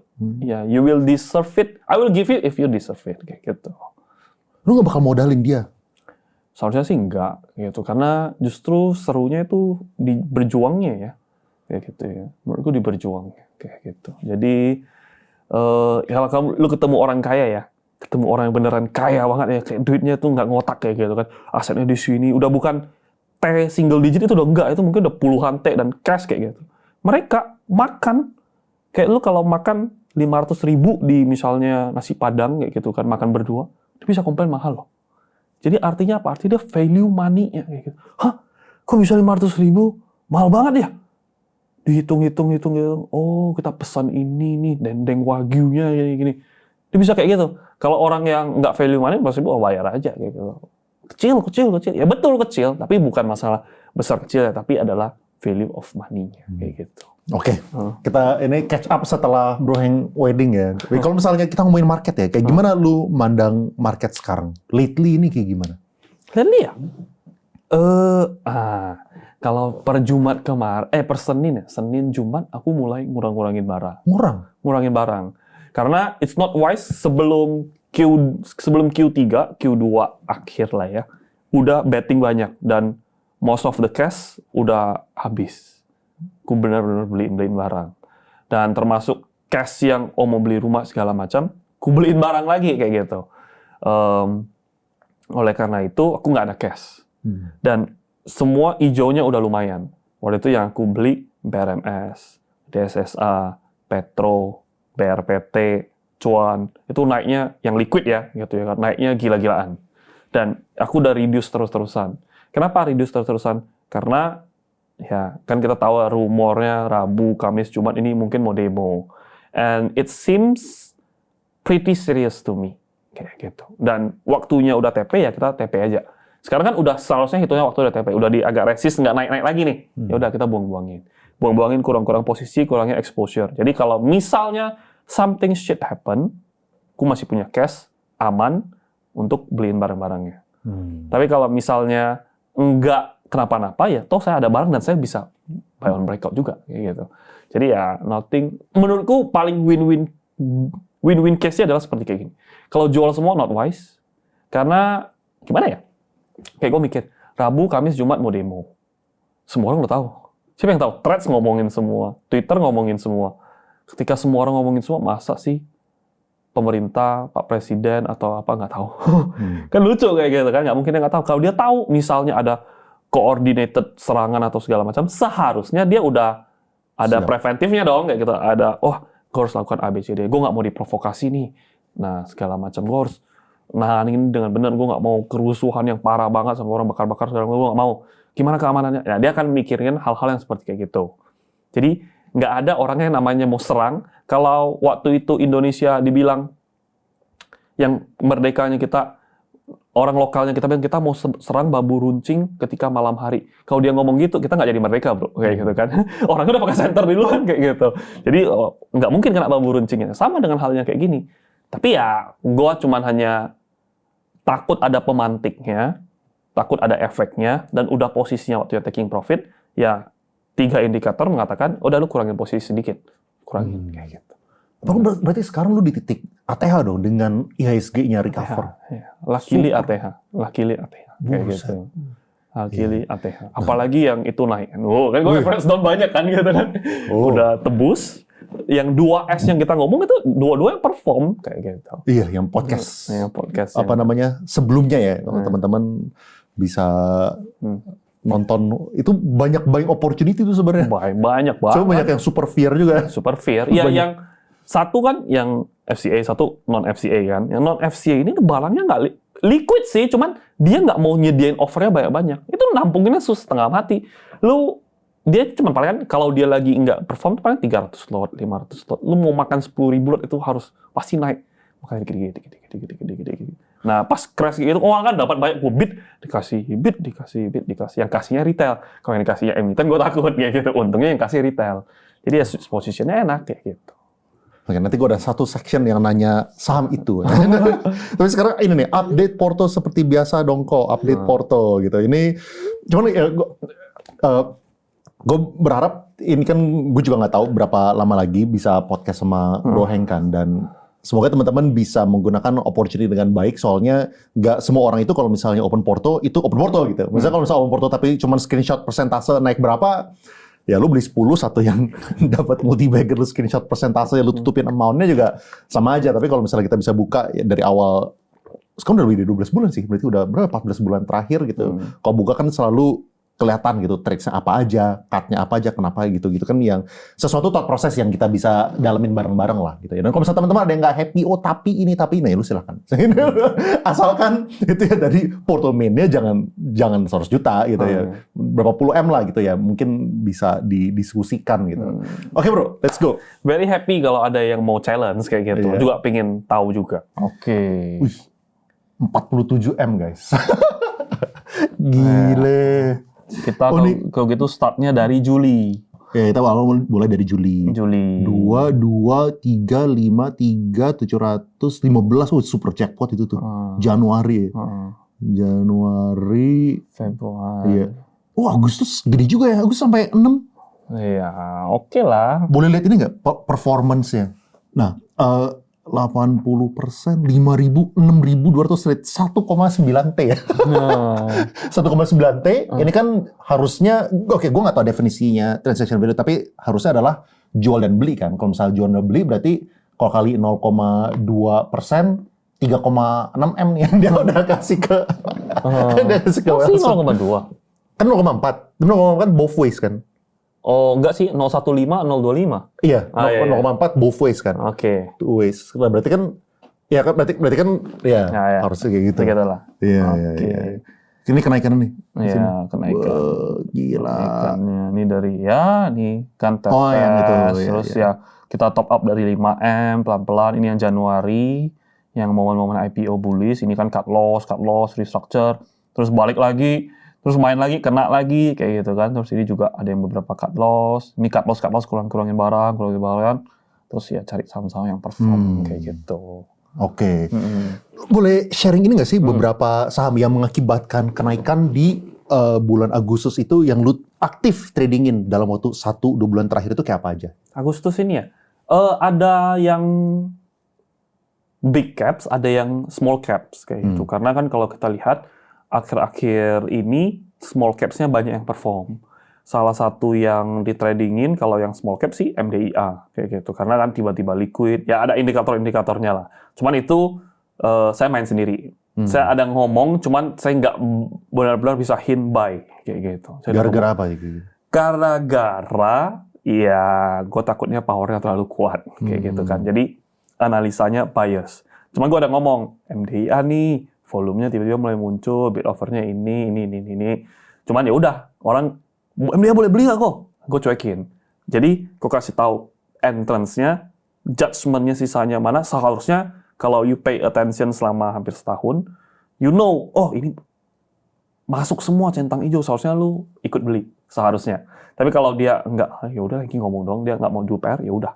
Nah, jadi itu sebatas itu doang yang bisa gue hint. Terus yang lain yang gue main ya. Boleh nggak yang lu trade itu di MDIA yang mana? MDIA, ini kayak gini. MDIA. Nah, MDIA kan lumayan nyumbangin lah kayak gitu. Gue nge-trade 3,5 M. Iya. Ini pas deket wedding nih, main-main. Ini hari sebelum wedding, 31 Juli. Hari Jumat kan kalau gitu. Wedding 1 Agustus. Mantesan weddingnya ekstra cerah. Iya, laki lah untuk nikah. Nah, gitu. Jadi mainnya ya saham-saham seperti kayak gini. Ada juga yang di trade itu apa ya? Gue lupa juga deh. Petro, kayak gitu. Petro, BSSA. Saya lupa deh, ada di XL atau enggak ya. Tapi aku harus lihat dulu. BRMS, misalnya nih, BRMS. Ini juga, ini duitnya ya, XL kan modelnya 5M ya. Ya kan saya ada pegang barang lain juga, kayak gitu kan. Yang kita invest, kayak gitu. Nah ini ya, trade-nya ya kayak gini. Nah BRMS. Nah kalau BRMS kita bisa masuk rame-rame, kayak gitu. Kayak lu ngehajar 123 lot, 123.000 lot, ya nggak gerak, kayak gitu. Karena bid offer-nya ada. Nah cuman, sih lupa-lupa sih belinya. DSSA juga kali itu ya? DSSA ya, juga. DSSA ada sih, DSSA ya nggak banyak lah, ada. DSSA aku jualnya pelan-pelan, Petro juga ada, jualnya pelan-pelan terus. Nah jadi ya, karena lupa ya, karena udah benar-benar belinya yang banyak, terus masuk-masukinnya, ya ada duit mana nih, sikat aja, karena lagi bagus. Jadi semua account open, nama gua bukan nama gua, gue beli-beliin terus, karena udah tahu bagus. Jadi ya, gue kurang-kurang ingat juga di sini ada apa. DSSA ada, BRMS ada. Boleh sharing thought prosesnya nggak sih waktu lu beli ya, misalnya kayak DSSA atau BRMS gitu ya. Apakah itu basically ya hal yang sama yang seperti lu lihat waktu kemarin-kemarin marketnya lagi bullish di tahun 2025 dengan sekarang itu tekniknya sama gitu? Sama sih, nggak ada yang beda kok. Kayak gitu kan, bedanya ya sekarang nggak segila dulu. Kalau dulu bisa sekali narik, itu semua saham narik kayak gitu. Artinya kalau misalnya BRMS naik, Dewa naik, VKTR naik, semuanya naiknya kayak orang gila kayak gitu. Tapi kalau sekarang ya trading volumenya lah yang kita harus perhatikan. Karena kan sebelum bullish itu normally trading volume IHSG itu 12T. Tapi pas bullish yang kita all time high akhir tahun, itu kurang lebih 30T kali 2. Pas bearish yang kena fear, super fear, itu kurang lebih 8T per hari. Nah sekarang udah balik lagi transaksi ke 15T. Artinya udah above sebelum bullish. Nah itu kan, ya makanya nggak bisa naik semua. Kalau pas bullish, bumi sendiri bisa 5T per hari. Lu gila itu bumi 5T per hari. Itu tanpa MSCI pun udah MSCI gitu. Jadi gila nih. Orang ngehajarnya kayak nggak punya, udah nafsu banget gitu. Aku lihat kan, ini kalau orang buang seolah-olah besok udah kiamat. Sekali makan kayak nggak beli besok udah mati kayak gitu. Tapi kalau sekarang kan nggak begitu. Karena tesisku sih masih tetap sama. Q3 bullish, cuman Q3 ini kalau awal dari Q3 orangnya harus dikocok dulu. Harus diilangin terlebih dahulu, retail-retailnya harus dibuang-buangin terlebih dahulu. Makanya ya lihat yang give up siapa lah, kayak gitu. Seperti gitu. Iya. Terus apa yang lu lihat? Maksudnya tadi ya, di sekarang ini, yang net buy, yang ngedorongin saham yang naik ke atas, apakah retail-retail itu justru di momen-momen belakangan ini ya, itu waktu kemarin-kemarin udah pada cut semua kah? Udah cut ya naik-naik gini mereka cut lah. Kayak gitu, mereka cut. Tergantung mereka belinya di berapa. DSSA kan turun dari mungkin ceban ke 10.000 ke 1.000. Maka kalau beli ceban ya mati lah kayak gitu ya kan. Ya syukurnya ya kita nggak beli ceban. DSSA dia dari bawah naik ke atas saya nggak beli sama sekali. Jadi DSSA dari bawah sampai atas saya nggak untung. Nah tapi yang di bawah ini yang dari rebound ini aku dapat gede DSSA. BRMS dapat. Yang aku kena hit gede yang waktu crash itu ya Petro kayak gitu kan. Petro di sini berapa ya sekali kena hit ya? Sekali kena hit, kalau kita kena 6%, 3,5 M kayak gitu. Nah, itu masuk gede ya, walaupun in out ya, kalanya di Petro. Di porto-porto lain juga kalanya di Petro kayak gitu. Petro. Tapi ya sisanya berhasil nge-cut kayak gitu. Iya. Terus kalau misalnya lu lihat kayak gini ya, kan lu kan sekarang cuannya di bulan Agustus 6 M, which is kalau misalnya kita tadi dari Juni, Juli tahun lalu sampai sekarang, 6 ini kan salah satu yang lumayan signifikan lah, gitu, buat porto yang ini ya. Nah artinya, apakah lu ngelihat sekarang udah jadi jauh lebih kondusif nih, misal buat September, Oktober segala macam gitu, udah jauh lebih nyaman dibandingkan bulan-bulan misal Mei gitu? Mei udah nyaman kok. Mei nyaman, Juni nyaman gitu ya kan. Mei nih, kalau kita lihat Mei ya, kita buka yang Mei. Mei, April kan kita untung karena rebound ya kan, rebound. Maret ya menderita. Nah, Mei ini cut loss itu juga ada, menurutku sih ada seninya kayak gitu. Enggak semua merah langsung cut, enggak kayak gitu nih. Nah kita main barang gitu kan, untung. Udah untung ada momen-momen. Nah ini ku restructure semua, ku cut semua. Ada yang ku kena 30%, 22%, ada yang nggak disiplin karena rumusnya emang seharusnya kita manusia itu disiplin seperti robot. Cuman ada momen-momen tertentu yang ya black swan tiba-tiba udah gap down parah banget. Ya udah kita tunggu dulu, tenang dulu gitu kan. Tenang dulu. Toh kita nggak pakai margin, toh barangnya bagus nih. Kita cut loss BRPT. Kalaupun gue nggak cut loss sebenarnya, balik lagi. Udah pasti balik karena barang kita main bagus gitu. 2.200 balik nggak ya? Sekarang berapa sih? Nggak tahu. Lupa lagi gitu kan. 1.800-an lah kayak gitu kan. Nah ini kayak energi kita cut. Energi banyak yang kita cut yang nggak balik lagi, tapi kan kita cut nih, cut loss sekali cut loss itu sehari satu setengah gitu kan, 700, 300, 500, 1,5, 2 M kurang lebih, betul nggak? Nah sekali cut loss 2 M ya kan kita balikin pelan-pelan lagi nih, BRPT kita main lagi, beli lagi bawah, dapat lagi dikit-dikit, walaupun dikit-dikit ya, nih jadi dapat balik lagi gope dari BRPT doang. Nah pelan-pelan, nah jadi kan nettingnya dikit. Terus begitu juga dengan Juni juga dapat lagi nih DSSA 0,5 M. Nah mainnya terus ya ada lagi yang nggak benar nih cuan bukan oke, aman segala macam ya ada lagi yang di-cut. Jadi di restructure terus-terusan. Tapi kalau kita perhatikan bersama Juni ini transaksinya nggak segitu banyak nih, kamu lihat nih. Juni berapa transaksi? Ini kamu scroll aja nih, nggak gitu banyak. Nggak gitu banyak. Mei juga nggak begitu banyak. Nah ada hari-hari ku bolong nih, Mei lebih dikit ya kan, karena marketnya nggak kondusif. Ya kita nggak mau maksa, kita fokus ke barang kita, restructure aja. Waktunya buang-buang. Nah tapi Juli udah mulai. Juli nggak begitu banyak karena pegang kan, pegang. Nah masuk ke Agustus banyak kayak gitu. Jadi mainnya menurutku ya tergantung momen lah ya, kayak seperti itu. Hujan nggak mungkin kita pakai nggak bawa payung keluarnya. Seperti gitu. Nah, tadi sebenarnya lu udah sempat address juga salah satu pertanyaan gue sih, which is kan rumornya ada bakal demo segala macam gitu kan. Tadi lu udah bilang lu udah berusaha buat reduce posisi sedikit lah. Lumayan sih, reduce-nya lumayan sih. Reduce-nya lumayan, menurut aku reduce-nya lumayan. Secara persentase itu mungkin above 50 lah, kayak gitu kan. Maksudnya gini, sebelum mungkin kayak minggu lalu berapa, kalau misalnya sekarang minggu lalu no cash. 100% saham. Masuk semua kayak gitu. Kalau sekarang? Bahkan dari bulan lalu kayaknya. Bulan lalu 100%. Gue keluarin semua, gue masukin ke saham semua, naik, paling gue buang, nanti dia kan pasti koreksian, masuk lagi kayak gitu. Nah sekarang, literally kemarin Senin, jam 9 sampai jam 10 aku fokus sell dong. Not even buying one single stock. sell, naik, timpuk. Udah sell, aku minta sell. Udah sesi 2-nya golf. Kayak gitu. Karena ya menurutku udah nggak naik, udah berat, terus aku patingin bid offernya, retailnya udah mulai FOMO, udah pada masuk, kan kita bisa ada indikatornya, bukan indikator lah, ada cara kita melihatnya udah mereka udah pada masuk kayak gitu. Kita udah masuk ya, kita keluar deh kayak gitu. Berarti cash position lu apakah sisa berapa persen tuh dibandingin bulan lalu? Kalau bulan lalu cashnya mungkin kan 0, maksudnya dari 100% saham 0% cash, nah sekarang berapa tuh bandingnya? Oke, betul. Mungkin sekarang cash 60, 55 kayak gitu. Tinggi banget. Kujualin kayak gitu. Jumat udah kujualin. Jual. Senin jual lagi lebih banyak kayak gitu.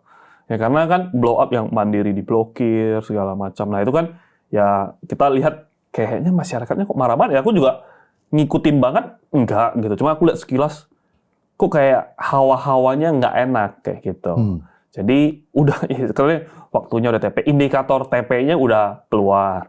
Tambah lagi ada, jadi gini, aku mikirnya adalah gua akan menyesal kalau misalnya indikatornya udah TP, kita tahu ada potensi demo ya kalau kondusif ya bagus. Ya kita berharap sih Indonesia kondusif. Tapi kalau nggak kondusif ya kan gua nggak bisa, tenang bang, tenang. Kan nggak bisa gitu kan, ditabok adanya kayak gitu. Nah kalau nggak kondusif, dan misalnya terjadi apa-apa, kalau gua nggak TP, gua akan menyesal. Dalam artian, gua udah tahu ini udah lampu kuning semua kasih kita warning, tapi kita nggak buang, tandanya kita dongo. Tapi kalau misalnya dia naik, ya udah sesuai tesis kita. Yang gue bilang A, B, C, D, E, kita konsisten. A, B, C, D, E-nya kita udah, waktunya lu keluar dari market sebagian. Ya udah aku keluar sebagian. Ya, kadang-kadang kan soalnya kan market itu tempat di mana selalu penuh dengan penyesalan. Misalnya udah ambil 60%, tiba-tiba marketnya rally lagi. Betul. Tahu gitu, gue nggak jual kayak gitu-gitu. Nah, untuk menanggapi orang yang masih berpikiran kayak gitu, apa cara lu gitu? Beli lagi. Kan gampang kayak gitu. Either you cry about it or you do something kayak gitu kan. Life-nya kan kayak gitu. Naik, ya lu mau beli atau nggak mau beli? Nggak mau beli ya lu jangan cengeng kayak gitu. Orang Indo, tolong kayak gitu, gua jual di sini aduh. Nah itu cengengnya luar biasa menurutku kayak gitu. Jadi orang itu ya semua boleh kalah lah. Kalah biji itu nggak boleh kayak gitu. Kalah biji itu benar-benar nggak boleh. Kayak kita itu nggak punya apa-apa. Menurut kita itu sebagai orang yang startnya dari kayak sama saya, yang backgroundnya bukan yang cemerlang, bukan yang bagus, kita tuh nggak ada apa-apa kecuali kita punya tangan, kaki dan tulang. Jadi siap aja rusakin aja gitu ya kan. Artinya kita siap fight sampai tangan kita patah, sampai jari kita hancur, sampai tulang kita retak semua. Kita fight untuk kayak gitu. Jadi makanya bijinya nggak boleh kendor. Keep it strong ball, strong balls. Emang kalau misalnya lihat dari titanium balls ya. Titanium. Uranium. From Wakanda. Sebelum Koheng pensiun, kasih tips motivasi untuk retail yang baru growing dong kok gitu. Motivasi apa ya? Saya nggak pandai motivasi ya, to be honest. Karena motivasi yang terbaik ya muncul dari diri lu sendiri kayak gitu. No one can push you until you pushes yourself kayak gitu. Until you push yourself kayak gitu. Jadinya nggak ada motivasi ya menurutku semua itu lebih ke tanggung jawab aja. Ya mikirin aja kalau lu malas-malasan, lu main game, yang kena impact itu lu nggak kena impact karena ketika lu main game, lu nyaman, tiduran scroll TikTok nyaman. Tapi yang kena impact siapa? Istri lu. Yang kena impact itu anak lu. Jadi gue takut punya anak. Kenapa? Karena bagi gue laki-laki itu tugasnya memberikan sesuatu yang dia cita-citakan dan idamkan ketika dia kecil. Tugas laki-laki kerja keras untuk memberikan sesuatu yang dia berharap dia punya ketika masa kecil. Yang untuk dinikmatin siapa? Dinikmatin adalah anaknya. Yang nikmatin istrinya. Even you are not loved. Even you are not respected. Even you are nothing di matanya dia. Jadi ya menurutku ya capital market kan lebih banyak laki-laki kan. Jadi kalau motivasi saya untuk orang-orang ya we have nothing kecuali keberanian yang terukur dengan risk yang terukur, ya kita kerja sesuatu untuk orang-orang yang kita cintai. Itu doang sih. Iya. Gitu. Kan pasti kan kalau waktu saham-saham yang lu beli itu kan, pasti kan ada juga banyak yang berubah tesisnya gitu. Lu boleh share ini nggak sih kayak satu studi kasus ya selama perjalanan ini yang lu ngerasa pede, habis itu tiba-tiba dia berubah gitu. Kayak contohnya tuh kayak apa gitu. Ya waktu lu beli tuh tesnya bagus, ini bid offernya oke gitu kan. Ada contoh sahamnya, kita ada ngomong di sini juga sahamnya Coco, gitu kan, Coco. Kita beli itu ingat banget 21 Oktober karena it's my birthday kayak gitu kan. Kita beli 21 Oktober. Waktu itu ketika tesisnya RF, LG, SS-nya dalam tanda kutip nyangkut. Dan kita hitungin barang, oh ini isu arbitrasenya broker IN. Nah, ini sesuatu yang detail. Kalau lu nanya orang yang nggak details, yang nggak ngerti, dia mungkin nggak tahu. Nah, arbitrase artinya apa? Artinya misalnya dia beli 100, dia tebus isu harga 100, harga market 150. Dia spread 50%, dia banting ARB pun untung, betul nggak? Kayak gitu kan. Nah, dia banting terus, makanya ARB terus. Spreadnya udah suatu hari dia nggak untung. Dan kita kan tahu, dia beli Koko R, IN berapa banyak. Oh, kita hitung aja, oh dia tebus isu segini. Jadi kan tinggal rasionya dihitung dong. Rasionya dari itu, barangnya udah mau habis. Sekarang udah di harga yang dia nggak mungkin banting lagi, karena kalau dibanting lagi dia rugi. Nah, dan barangnya udah tipis. Sikatin, itu ARB bangkit langsung kayak gitu. ARB langsung ke arah. Karena kita makanin barangnya. Arah, kita buang. Koreksi lagi, kita beli lagi. Karena koreksi lagi, balik lagi ke harga RF, SS, LG. Nah, koreksi lagi ke harga sana, kita makan lagi. Keluar, masuk FCA. Ketika masuk FCA, ya udah, masih bagus. Naik, open FCA, naik arah. Ketika udah arah naik lagi, di dekat situnya LG-nya mulai buang. LG-nya TPN terus. Ketika LG-nya TPN terus, apa yang kita lakukan? Buang habis-habisan kayak gitu. Tesisnya saya waktu itu, kita bolak-balik menang. Itu mungkin, let's say harga 200. Nah, RF, LG, SS-nya beli dia sebanyak 130, 100 miliar lah kayak gitu. Untuk saham yang small cap seperti begitu, ya namanya kan muncul kan 1%. Seharusnya logiknya gue itu dia goreng sampai, bukan goreng ya, dia seharusnya ada upside mungkin 500%, 600%, sampai 1000%. Kenapa? Karena untuk 100 miliar keluar itu nggak gampang. Karena likuiditasnya butuh dibentuk kayak gitu kan. Nah, hal yang tersebut planningku kayak gitu. Tapi ternyata dia 100% aku udah buang. Apa yang saya lakukan? Saya pingin 500%. Saya yakin dia lebih pingin 500%. Orang dia masuk 100M bisa jadi 500M kan. Tapi unfortunately dia udah buang di harga beggar. What do you do? Haki aja semua habis. Langsung haki, langsung ARB itu. Kita berdekatan, itu arah, besoknya langsung junam. Itu yang kita buang habis kayak gitu. Sekarang kita pengen ngomongin beberapa saham. Tapi ini full disclaimer ya, ini Bro Heng belum tahu juga sahamnya itu apa aja, dan juga seperti yang kita tadi dengar, yang namanya trader itu bisa beli hari ini, bisa jual besok, bisa beli hari ini, jual minggu depan gitu kan. Dan lu nontonnya juga nggak tahu kapan gitu kan. Gue upload juga bisa ada delay waktu, jadi make sure kita fokusin itu ke thought prosesnya, ke cara pembelajarannya, kayak gue juga nggak tahu, belum tentu semua saham yang dibacain, yang ditanyain sama teman-teman ini, Bro Heng juga ngikutin gitu ya. Jadi ini gue cuma bacain beberapa pertanyaan.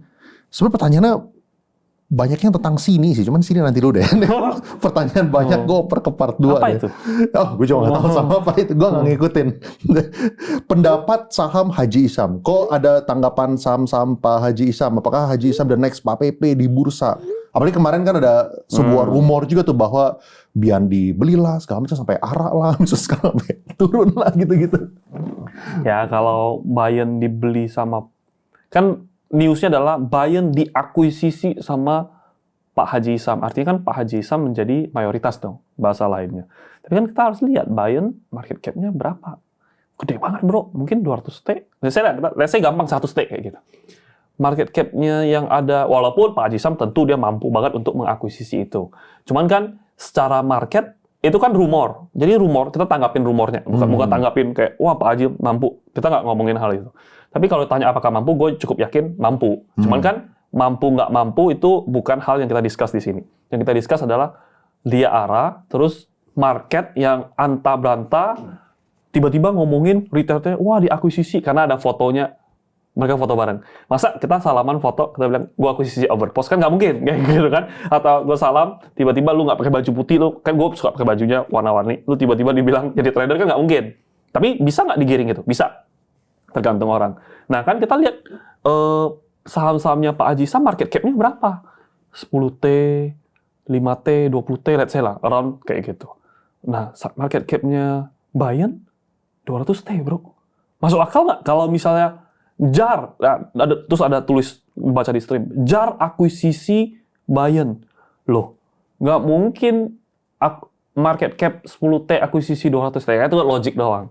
Jadi hal-hal yang kayak gitu sih, ya cuman ya kalau riding the wave trade-nya ya saya trade kayak gitu. Ya, riding the wave-nya trade kayak gitu. Cuman apakah untuk nge-hold-nya? Enggak. Saya itu hari pertama saya main. Hari kedua, luckily, gue langsung pegang prinsip, ini pasti bohong. Nggak bener lah, yang ngomong-ngomong di stream itu nggak bener. Pasti bohong ini. Mungkin dia ada posisi atau apa. Hari kedua, wajib kosong. Walaupun arah kosong. Saya nggak ada barang, saya udah jual habis.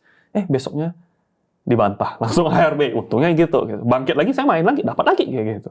Jadi, ya trading aja sih. Kayak gitu. Tapi menurut lu ya, apakah rumornya itu tuh secara organik, dia kayak snowball menggulung sendiri, atau ini tuh ada orang yang ngambil posisi, abis itu dia mendesain sebuah rumor gitu? Menurutku begitu.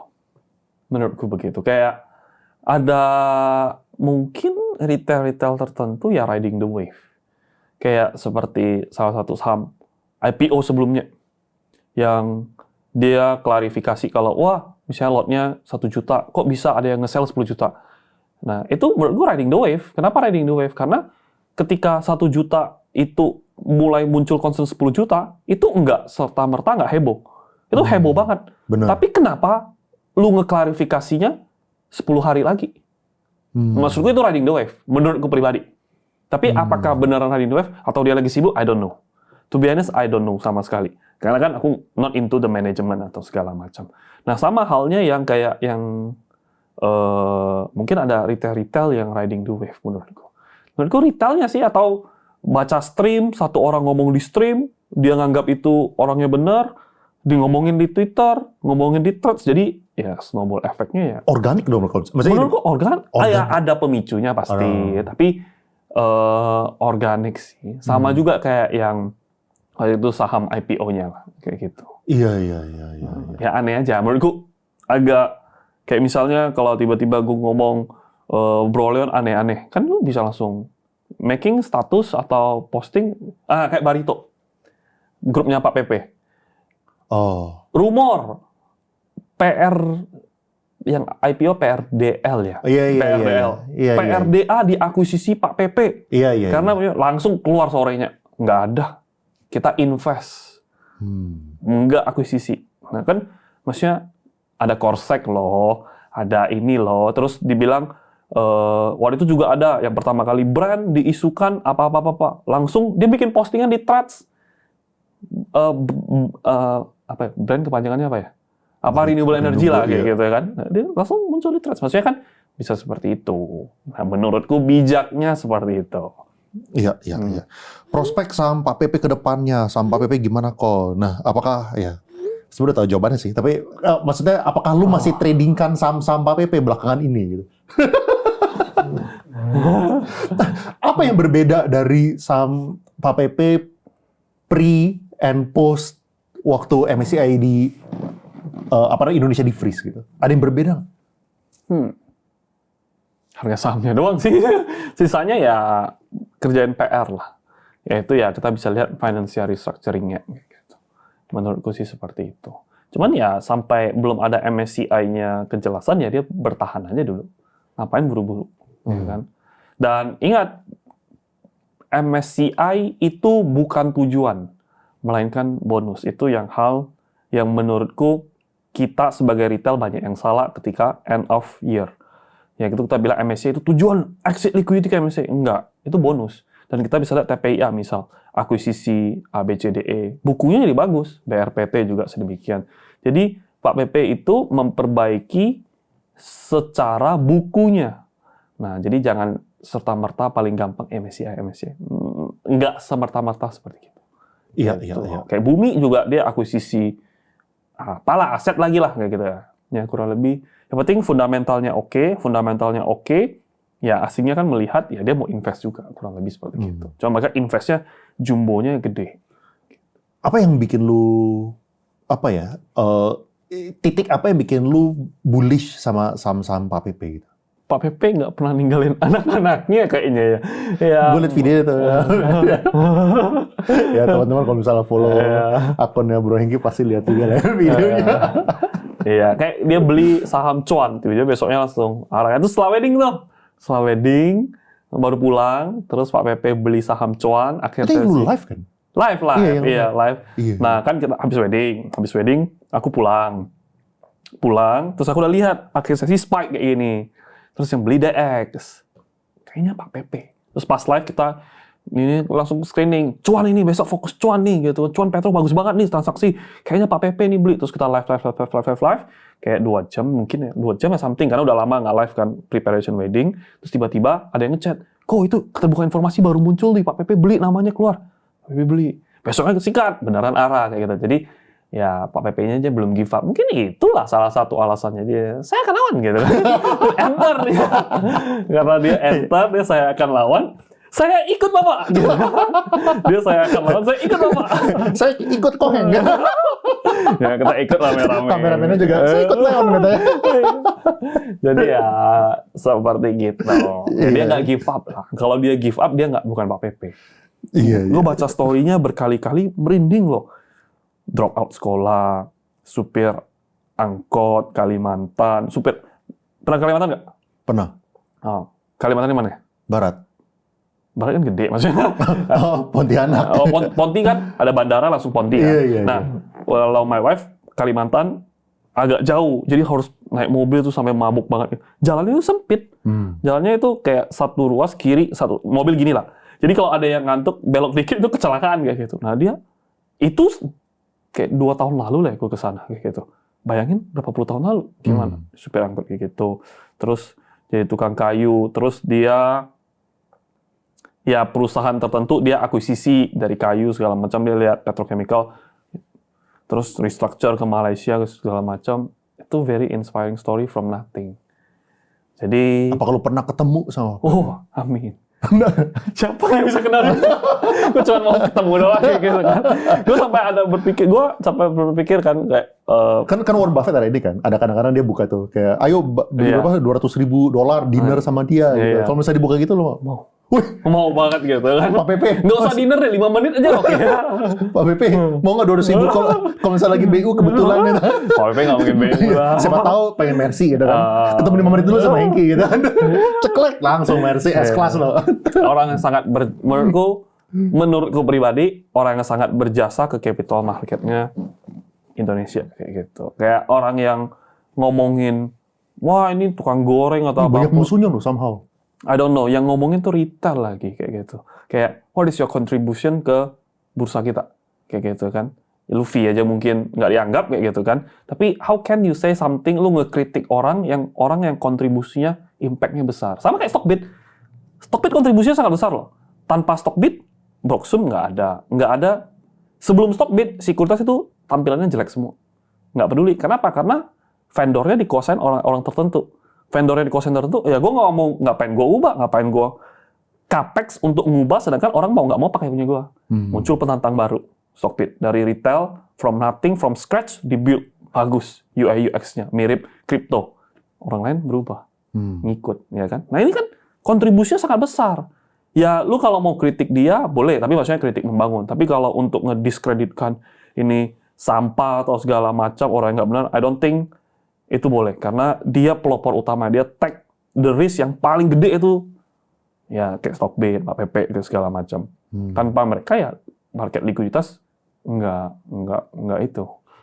Bayangin kalau lu Pak Pepe, bayangin ya kalau Pak Pepe, sahamnya crash kayak gitu, gue nggak mau buyback, gue timpuk aja kalau gue ya gitu ya kan, gue timpuk terus sampai gocap misalnya, lu stres banget gue beli balik murah banget gocap. Nah, tapi kan dia nggak, serta tertentu dia tahanin terus. Itu duit semua bro, kayak gitu kan. Nah dia nggak butuh duit kamu kayak gitu. Jadi menurutku nggak pantas lah kayak lu ngekritik seseorang yang berjasa sih, not cool. To me not cool aja gitu. Kenapa? Iya, itu menarik kan. Kayak menurut lu untungnya dia buat ngejaga harganya di angka yang masih belum terlalu rendah-rendah banget itu for what gitu sebenarnya? Iya karena dia value company-nya dia kayak gitu. Dan from what I heard, rumor ya, kayak gitu. Aku nggak pernah ketemu Pak PP-nya langsung. Dia orang yang sangat-sangat amat dermawan, kayak gitu. Kayak orang rugi di sahamnya dia, di sekitaran dia, ya siapapun itu, dia nggak mau, kayak gitu. Kasih dia untung. Balikin, maksudnya balikin, kayak gitu. Bisa melakukan hal-hal yang seperti gitu yang menurutku orang normal nggak mau lakukan. Ya lu beli sendiri, lu rugi, kenapa cari gua? Kayak gitu kan, kita bisa kayak gitu. Tapi dia nggak melakukan. Ya itu yang membedakan, dan karyawan-karyawannya dia dermawan banget. Dia kerja setiap hari sampai malam, bro. Bukan Aspri ya, sebenarnya PA ya. PA-nya banyak banget gitu, ngurusin structuring segala macam. Jadi apa hentas lah ya. Kayak ya betul, misalnya saya dia ada pro konnya, orang bilang dia tukang goreng lah, tukang apapun itu. Cuman nggak pantas untuk kita ngejelekin dia atas nggak ada dasar. Kayak gitu. Kayak, ya misalnya Pak Soekarno gitu kan, mau dia bilang banyak istri, itu fakta. Kayak gitu kan. Lu mau ngomong, dia mah playboy, tukang ini. Tapi ya for sure dia berkontribusi banget untuk negara kita. Tanpa dia ya kita nggak merdeka, kayak gitu, maybe. Atau gimana. Cuman kan kita, ada yang nggak suka, ya udahlah. Tapi kan kita tetap menghormatinya. Nggak suka boleh, tapi kalau lu ngehasut orang untuk nggak suka, itu menurutku dosa. Kayak gitu. Menurutku. Gue tahu nih. Gue sekarang tiba-tiba kepikiran, bro. Siapa yang pasti bakal cuan dalam pembincangan ini? Bukan Pak PP, dia nggak butuh 2M-nya. Tapi teman-teman sekitarnya, tolonglah ketemuin sama Hengki. Nanti transfernya ke gua. Tiba-tiba dapat DM gitu kan dari siapa? Kayak di golfnya kayak nggak mungkin nggak golf ya.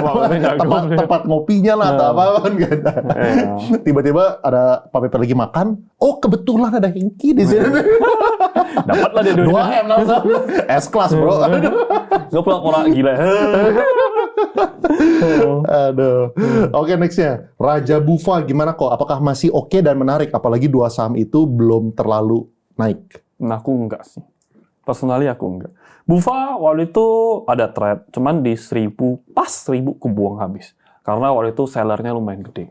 Dan kalau Raja, waktu itu aku udah beli, tapi udah cut loss semenjak, itu beli sebelum crash. Terus sempat cut loss, semenjak itu udah nggak pernah main lagi. Jadi ya mungkin setahun absen sama Raja gitu. Not even in my order book. Jadi ya karena nggak ada reason untuk gue beli lah. Kayak gitu. Gue selalu ngerasa di dalam mau keluarga, pertemanan, gue adalah anak tiri. Jadi makanan sisa yang kasih anjing itu gue yang makan. Jadi begitu juga di capital market, gue selalu merasa begitu. Di hutan, perjalanan, jalannya gini-gini gitu kan. Nggak ada sinyal, gelap semua. Sini harimau nggak bro? Harimau nggak bro? Kayak gitu. Nggak ada, aman kayak gitu kan. Tapi bukan bercanda. Tapi kalau lu kubur orang di sini nggak ada yang tahu sih. Lu maksudnya apa bro? Jual aja. Sell it. You are free to trade elsewhere kan gitu. Sell it aja kayak gitu. If you don't believe it, just sell it kayak gitu. Besok ARB gue senang kayak gitu. ARB lagi gue senang lagi kayak gitu. Karena ya beda aja.